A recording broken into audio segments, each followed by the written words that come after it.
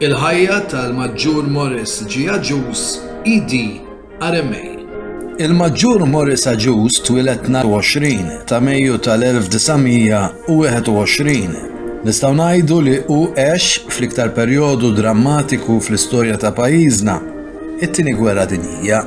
Propju meta faqqet il-gwerra, Morris kien kellu biss 18-il sena u għall-kumplament ta' ħajtu kien gburi li ddefenda lil pajjiżu bħiltu kollha kontra qawwiet faxxisti u Nazzisti. Huwa kien ferm gburi bloti tal-George Cross lil pajjiżna għall-qlubija li wera bħala nazzjon, għotja li seħħet fi żmien meta Morris kien membru attiv fid-Diviża ta' Malta. Huwa fatt magħruf li hemm kunsens bejn l-istoriċi internazzjonali dwar il-kontribut ferm siewi li tat Malta sabiex ġie megħlub l-għadu li kkaġuna dan il-konflitt tant imdemmi. Is-sem ta' Malta u l-qlubija li wara l-poplu tagħha kien wieħed mill-fatturi importanti li wassal sabiex l-alleati jiċċelebraw ir-rebħa possibilment sena qabel previst. Morris kien tal-opinjoni li kien hemm ċertu similaritajiet bejn il-qlubija li wrew il-Maltin fl-assedju l-kbir tal-1565 u tul it-Tieni Gwerra Dinjija. Morris ħass li ċertu stejjer ta' terrur li għadda minnhom tul dan il-konflitt imdemmi m'għandhomx imutu miegħu għalhekk iddeċieda li jiddokumenta dawn l-esperjenzi sabiex jibqgħu miktuba fl-istorja ta' ġensna. Huwa kellu x-xewqa li n-neputijiet tiegħu ikollhom ħajja ferm aktar faċli, ħilsa mit-tbatijiet li għadda minnhom hu personali l-aktar mit-tbatijiet li għadda minnhom it-tiju tiegħu, il-Kurunell John Gregg, skont ir-rakkont li kien jisma' mingħand ommu.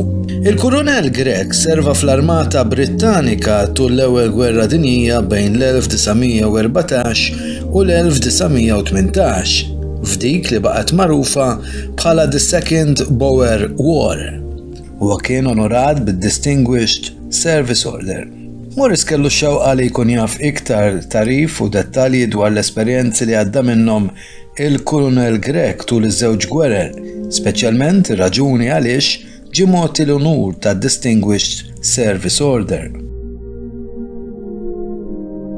Apparti r-rakkont tal-istorja, l-intenzjoni ta' Morris kienet li permezz tan-narrattiva tiegħu jagħti ġieħ mistħoq lill-uffiċjali kollha li serva magħhom tul is-servizz tiegħu fl-Armata. Barra minn hekk u xtaq ukoll li ħallilna toma ta' xi jfisser li timla l-pożizzjoni delikata ta' heavy anti-aircraft gun f'dawk iż-żminijiet tant ħorox. Għad kbir ta' kodba nkitbu dwar il-kontribut kbir li tat Malta tul it-Tieni Gwerra Dinjija, mhux biss ir-reżistenza li wriet mal-għadu għal mod kif iffaċċjat bi qlubija kull attakk li ġie mwettaq u x-xita ta' bombi li għal 3 snin sħaħ niżlu mis-sema, imma anke l-għadma qiebsa li offrew l-assi speċjalment bl-attakki fuq diversi bastimenti tal-għadu tul il-kampanja tal-Afrika ta' fuq. Dawn l-attakki koordinati minn Malta kienu suċċess ta' min jammira f'perjodu ferm kritiku u sensittiv meta l-ġeneral Nazzista Erwin Rommel li kienet jagħmel rebħiet kbar għall-assi kien fi triqtu sabiex jirbaħ lill-Eġittu. F'dan il-perjodu, Malta kienet strumentali sabiex l-alleati wettqu l-invażjoni fuq Sqallija u wara l-Italja, episodju li wassal tmiem fuq ix-xejra rebbieħa li l-assi kienu qed iwettqu u b'hekk bdiet it-triq għar-rebħa tal-alleati.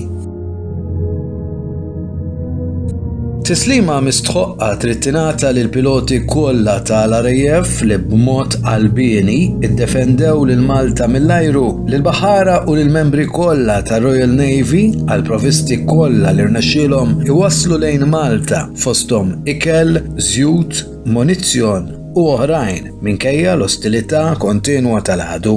Kollox kien vitali sabiex Malta baqgħet iżżomm sod quddiem l-isfida mdemmija tal-għadu. Kull individwu li ddefenda lil Malta kellu rwol importanti f'kadina waħda ta' rwoli li l-kol flimkien għamlu lil Malta diffiċli ħafna sabiex tintrebaħ mill-għadu. Ta' min isemmi wkoll ir-rwol kbir li kellhom tant tobba, infermiera, il-pulizija u l-ħaddiema tal-air raid precautions. Hawn inkunu qegħdin nonqsu jekk ma nsemmux il-poplu ġenerali soċjali li minkejja l-ġuħ, it-tbatija, it-tkissir u tħarbit ta' diversi djar u distrazzjoni mill-ħajja soċjali baqa' poplu reżiljenti u żamm sod quddiem it-theddid tal-għadu anke meta kien iffaċċjat bil-mewt ta' diversi persuni ċivili. Kull tifħir u mistħoq għal poplu Malti l-aktar għal kuraġġ li wera li ma' kuraġġ żgur li se jibqa' jissemma.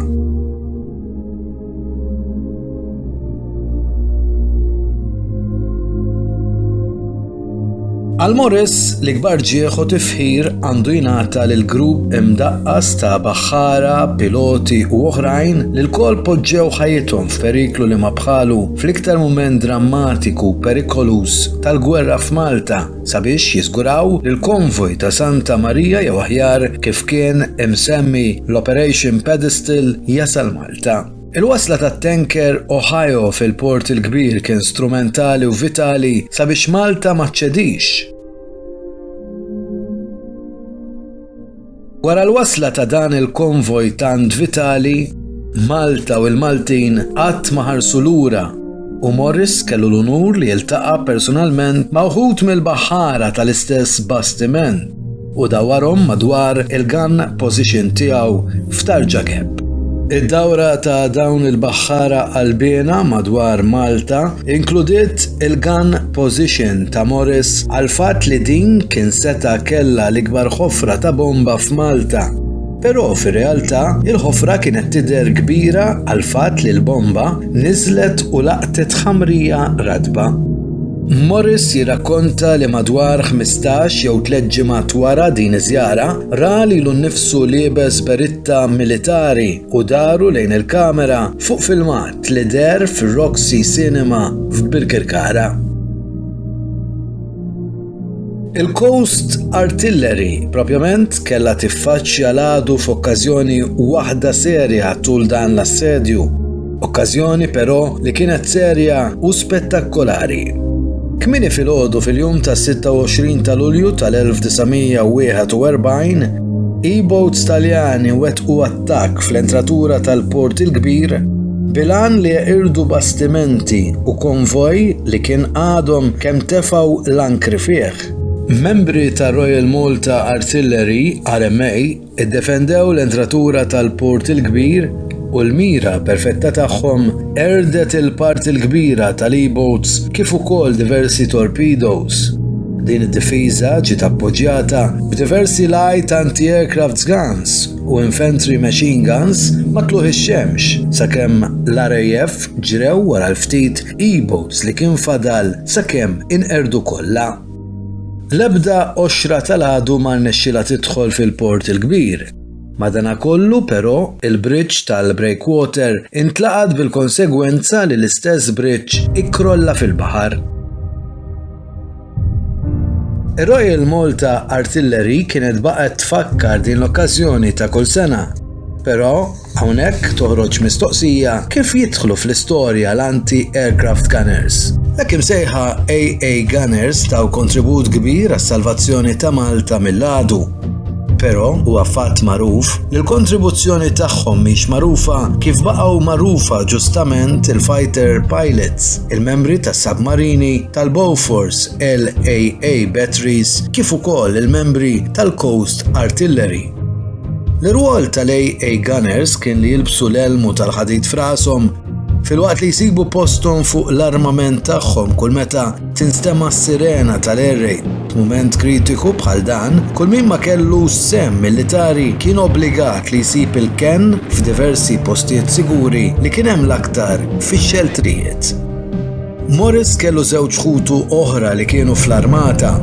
Wieħed minnhom, Lewis, kien iservi fit-3rd LAA Regiment RMA.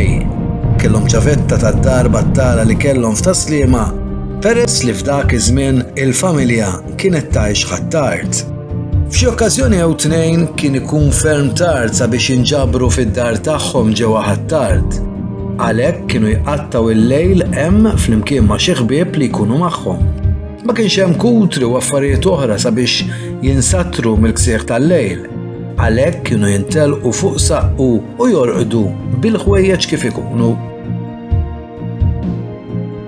F'rejt partikolari Morris kienet isegwi 6 ajruplani Ġermaniżi tat-tip Junker 88 meta l-Gwardja innutat li l-grupp ta' 9th HAABTY RMA kienet jiġi attakkat. L-istess gwardja immedjatament waqfet l-operazzjoni fuq il-Junkers 88 u ordnat difiża fuq is-salina li f'dak il-ħin kienet jiġi dive bombed għad li baqa' jiddefendi ruħu. Waħda mill-bombi tal-għadu laqtet gunsight li fortunatament ma kien hemm ħadd fuqu f'dak il-ħin għad li xorta waħda din il-bomba ħalliet xi nies feruti. Kien hemm diversi bombi li waqgħu fil-post żbaljat jew inkella ma laqtux il-post intenzjonat bi ftit. Il-bajja tas-Salini tinsab madwar mil fit-tramuntana ta' Tarġa Gap u kienet tidher sew minn dan il-post fl-inħawi tal-Mosta. Ħoħ ieħor, Joe, kien troop commander u l-gun site kienet ġiet attakkata qabel ma jingħata il-Military Cross Award.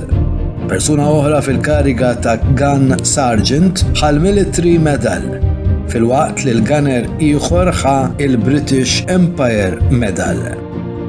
Meta r-rejd kien għadda, Joe Samut li kien is-CO b'ċajta qal li kienet ħasra li kien waqaf jispara meta l-attakk kien sejjer ferm tajjeb, fil-waqt li qal li l-familja trid tieħu priorità.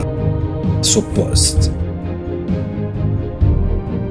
F'okkażjoni oħra, ċertus l-uffiċjal saqsa lil Morris jekk hu kienx lest li jispara hu fil-preżenza tal-Battery Commander.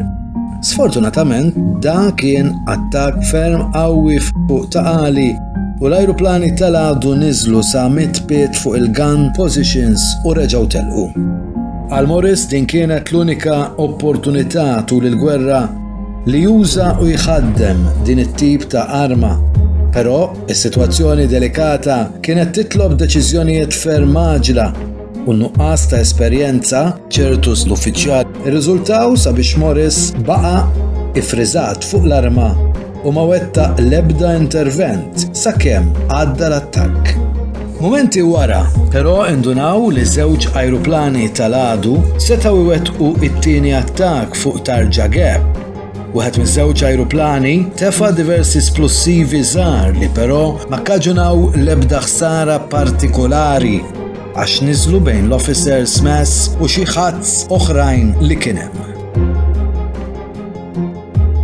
Meta tħabbar li l-gwerra kienet spiċċat, il-Maġġur Morris Aġuż baqa' fl-armata u laħaq instructor in gunnery, raider u gradwa fl-Staff College Camberley. Il-pożizzjoni tiegħu fl-armata inkludiet ukoll żjajjar fil-War Office, fil-Headquarters Cyrenaica District, il-Libja u Headquarters British Army fir-Rhine u Derwent bħala Battery Commander. Il-Maġġur Morris Aġuż kien l-ewwel Brigade Major HQ RMA u kien ukoll appuntat GSO 2 MLF u Liaison Officer HQ fil-Malta Land Force u fl-Uffiċċju tal-Prim Ministru ta' Malta. U kien ingħata żewġ tikmamar kbar fis-sular ta' fuq tal-Berġa ta' Kastilja flimkien ma' skrivan tal-RMA. Incidentalment, dawn l-istess kmamar f'Kastilja kienu okkupati minn Lord Louis Mountbatten meta kellu l-kariga ta' Signals Officer tal-Mediterranean Fleet fil-kariga ta' Fitzjar. Il-Maġġur Aġuż irriżenja mill-armata fl-1968 bil-għan li jmexxi il-Malta Memorial District Nursing Association l-MMDNA bħala direttur sakemm irtira fis-sena 2000. Illum Morris Aġuż qiegħed iqatta l-ħajja sabiħa u serena fis-Simblija Care Home fin-Naxxar.